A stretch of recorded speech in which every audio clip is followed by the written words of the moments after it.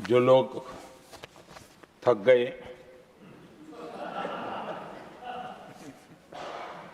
बेचारे चले गए, लेकिन कभी न कभी उनको जवाब देना पड़ेगा कि देश की ऐसी हालत कैसे बना के रखी थी कि दुनिया का कोई देश हमसे डील करने के लिए आगे नहीं आता था। आपने कोशिश की होगी, पीछे पीछे पीछे बहुत चक्कर लगाए होंगे, लेकिन किसी ने आपकी तरफ देखा भी नहीं होगा। क्या स्थिति ऐसे पैदा की? दुनिया के देश ऐसे ही भारत के साथ डील नहीं कर रहे हैं। आदरणीय सभापति जी, इसके पीछे सबसे बड़ी बात, डेवलप कंट्रीज एक डेवलपिंग कंट्री के साथ डील करता है ना, वो अपने आप में भी अर्थ जगत के लिए एक बहुत बड़ा है। और मेरे लिए नई बात नहीं है।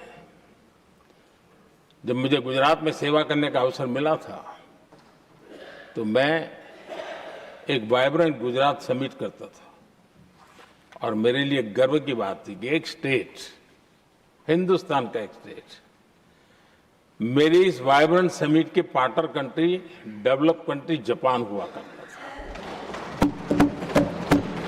एक राज्य ने सामर्थ्य दिखाया था, आज मेरा देश है सामर्थ्य दिखा रहा है।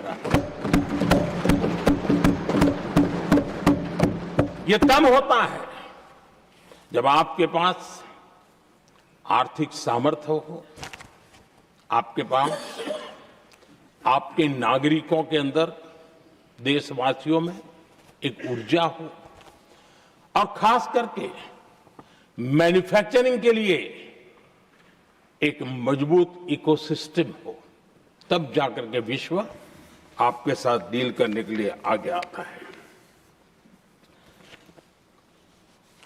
वोट बैंक की राजनीति में डूबे हुए लोगों ने कभी भी देश के ऐसे अनेक पहलुओं पर मजबूती देनी चाहिए, ये कभी उनकी प्राथमिकता नहीं रही, और उसी का परिणाम है।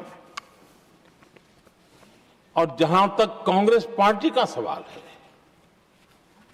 मैं साफ साफ कहना चाहता हूं, और मेरे शब्दों पे भरोसा नहीं तो मैं देश को, लोगों को कहूं कुछ मत करो, सिर्फ लाल किले से कांग्रेस के प्रधानमंत्रियों के जो भाषण है, सिर्फ उन भाषणों का एनालिसिस कर लो, आपको साफ साफ लगेगा कि न उनके पास कोई सोच थी, न उनके पास कोई विजन था, और न ही कोई इच्छा शक्ति थी। और इसका परिणाम है कि देश को इतना भुगतना पड़ा। आदरणीय सभापति जी, मैं कोटि कोटि देशवासियों का आभारी हूं। उन्होंने सेवा करने का अवसर दिया। हमारी काफी शक्ति उनकी गलतियों को ठीक करने में जा रही है।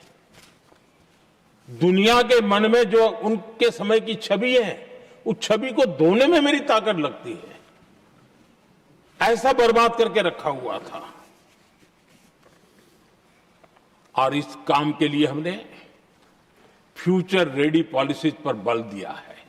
और आज आपने देखा होगा, देश नीति के आधार पर चल रहा है, पॉलिसीज के आधार पर चल रहा है। एडोकिज्म को हमने त्याग कर दिया है, और उसके कारण विश्व का विश्वास बनता है। हमने रिफॉर्म, परफॉर्म, ट्रांसफॉर्म के मंत्र को लेकर के आगे बढ़े, और आज स्थिति ऐसी है कि देश रिफॉर्म एक्सप्रेस पर सवार हो चुका है।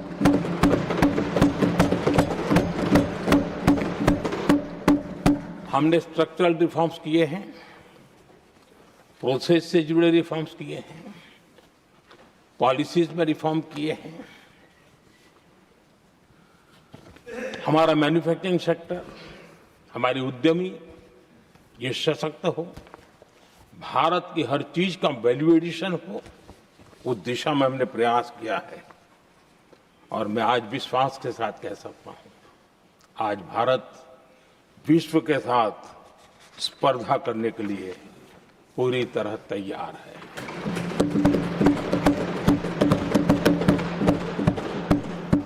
जब मैं विश्व के सीईओ फोरम की समिट देखता हूं, आज दुनिया हमारे उद्यमियों को समानता के रूप में देखती है। और जब पिछले दिनों सभी दलों के डेलीगेशन विश्व में गए थे, ये भाव उन्होंने भी अनुभव किया और आकर के मुझे सभी दल के माननीय सांसदों ने अपने अनुभव बता रहे थे, बड़ा गर्व से कह रहे थे कि हाँ, बराबरी से बात हो रही है। ये हमारे लिए अपने आप में बात है। आदरणीय सभापति जी, एमएसएमई का बहुत बड़ा नेटवर्क जितना सामर्थ्यवान होता है, वो लंबे अरसे तक इकोनॉमी को एक ताकत देता है। हमने उस दिशा में बल दिया और हमने कई रिफॉर्म्स किए हैं। आज हमारे एमएसएमई नेटवर्क पर दुनिया का भरोसा बढ़ रहा है। बड़े बड़े हो सकता है हम हवाई जहाज नहीं बनाते होंगे, लेकिन कई हवाई जहाज हैं जिसमें कई पुर्जे मेरे देश के छोटे छोटे एमएसएमई बना रहे हैं।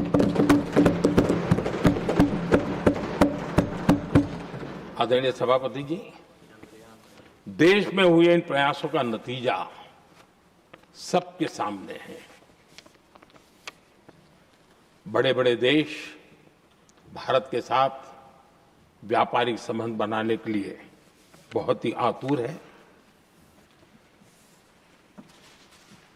यूरोपीय संघ का ट्रेड डील हो, अमेरिका के साथ अभी हुआ जो ट्रेड डील हो, और कल हमारे पीयूष जी ने सदन में विस्तृत जानकारी भी दी है।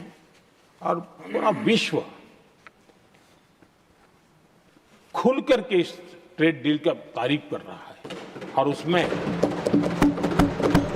जब यूरोपियन यूनियन के साथ ट्रेड डील हुआ तो विश्व को एक भरोसा हुआ कि अब वैश्विक स्तर पर स्थिरता की संभावना बढ़ेगी।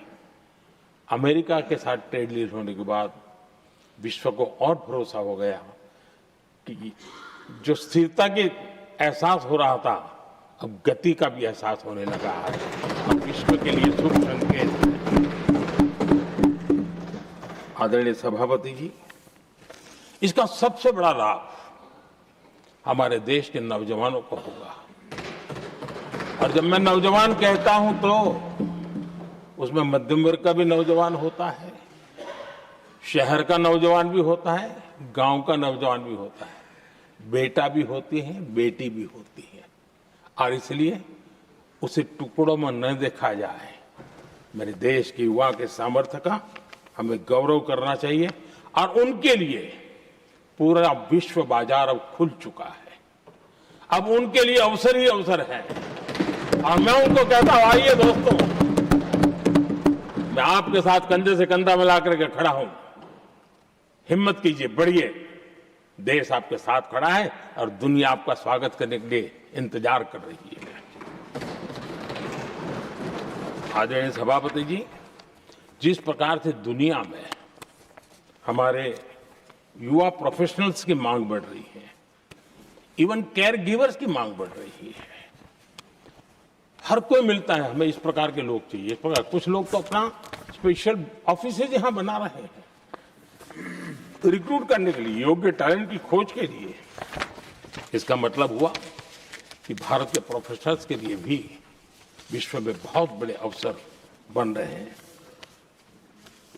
आदरणीय सभापति जी, ये संसद का उच्च सदन, ये एक प्रकार से राज्यों का प्रतिनिधित्व करता है। और जो चर्चा की बारीकियां मैंने देखी, मेरा मन कहता है कि थोड़ा स्तर इसका ऊपर होना चाहिए था। और वहां से तो ज्यादा होना चाहिए। वो तो कितने साल तक सरकारों में रहे हैं, वहां से जरा चर्चा का स्तर ऊंचा होना चाहिए था। लेकिन उन्होंने ये मौका भी गंवा दिया। देश उन पर कैसे भरोसा कर सकता है। आदरणीय सभापति जी,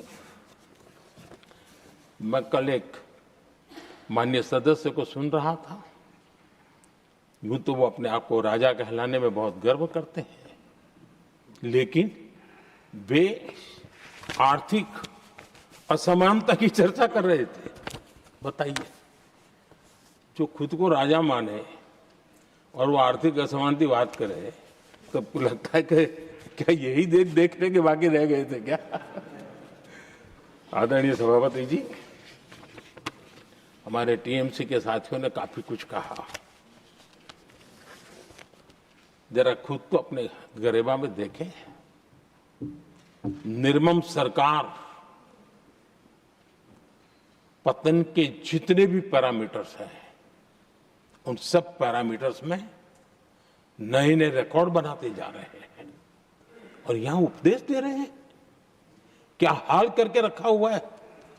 ऐसी निर्मम सरकार से वहां के लोगों का भविष्य अंधकार के अंदर डूब रहा है, लेकिन इनको कोई परवाह नहीं है। सत्ता सुख के सिवाय कोई आकांक्षा नहीं है और वे यहां उपदेश देते हैं। घुसपैठ, दुनिया का समृद्ध से समृद्ध देश भी अपने यहां गैर कानूनी नागरिकों को बाहर निकाल रहा है। हमारे देश में घुसपैठियों को बचाने के लिए अदालतों को तब तक प्रेशर पैदा किया जा रहा है। मेरे देश का नौजवान कैसे ऐसे लोगों को माफ करेगा जो घुसपैठियों की वकालत करने के लिए ताकत लगा रहे हैं। और घुसपैठिए मेरे देश के नौजवानों के हक छीन रहे हैं, उनकी रोजी रोटी छीन रहे हैं, आदिवासियों की जमीन छीन रहे हैं। बेटे बेटियों के जिंदगी पर खतरे पैदा हो रहे हैं, लेकिन उनके लिए महिलाओं पर अत्याचार होते रहे। सत्ता नीति के सिवा कुछ करना नहीं, और वो यहां पर हमें उपदेश दे रहे हैं। और ऐसे चिंताजनक सभी विषयों पर आंखें मूंद करके बैठे हुए वो लोग हैं।